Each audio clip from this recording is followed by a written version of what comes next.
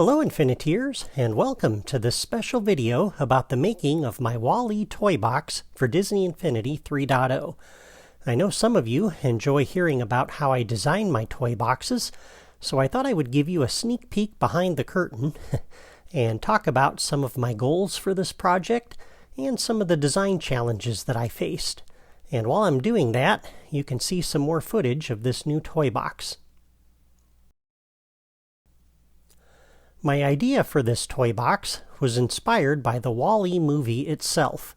I wanted to see if I could recreate some of the scenes from this movie and tell the story from the movie in the toy box.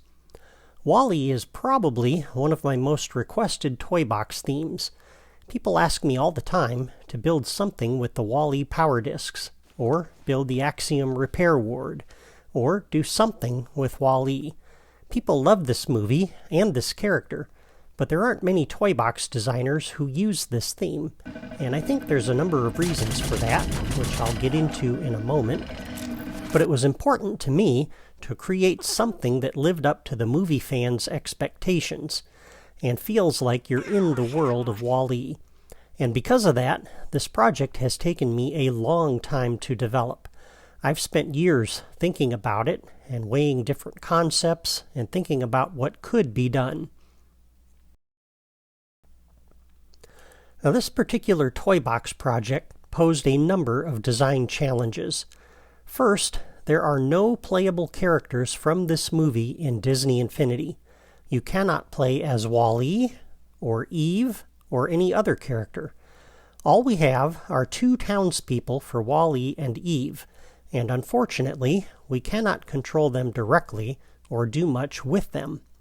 So the first challenge that I faced was how to make WALL-E central to the story without being central to the gameplay.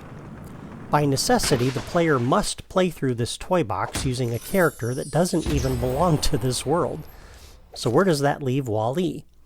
Well, I could have just turned WALL-E into a mission giver who just stands there, but I didn't want to do that. This was his story. I wanted him to be an integral part of the toy box. So how do I include him in the fun? Well, I came up with a couple of ways to do that. The first way was to make WALL-E himself the object of a quest. The player's very first mission in the toy box is to find WALL-E, who was lost and presumably injured somewhere within the massive junkyard world. The player has to use their platforming skills to navigate through the city and find WALL-E, who will appear in a different random location each time you play through the toy box. Once you find WALL-E and help him get out of his jam, the second way that I came up with to include WALL-E in your adventure was simply to have him go with you. WALL-E will follow you around on most of your travels, and having him right there with you helps make it feel like it's his story, and you are participating in his adventure. The second design challenge that I faced was a severe lack of building pieces for this setting. Even though we have a pair of toy box customization power discs for the Junkyard Earth terrain theme and sky, we do not have many other building pieces from this movie. There are no big buy and large signs, no billboards like that. There are no spaceships, or robots, or enemies that are specific to this theme, and there are absolutely no building pieces for the Axiom cruise ship. So, if I wanted to build something for this setting, especially the Axiom, I needed to get really creative with the building pieces that we do have. I ended up using the Tomorrowland buildings and the San Francisco billboards for the resort area of the Axiom. I used the Tron Legacy terrain theme and the Nomancian walls for the Axiom corridors, and I used the Stark Tech plant clusters for the machinery in the Axiom repair ward. I'll talk more about some of the other building pieces that I used when we get into the build videos, and if you're curious about what's needed to build this toy box, I posted a list of the resources that you'll need on my blog yesterday, and so I'll link to that here in the video description, and you can go check that out. Now, the third design challenge that I faced was the question of what to do in a WALL-E toy box.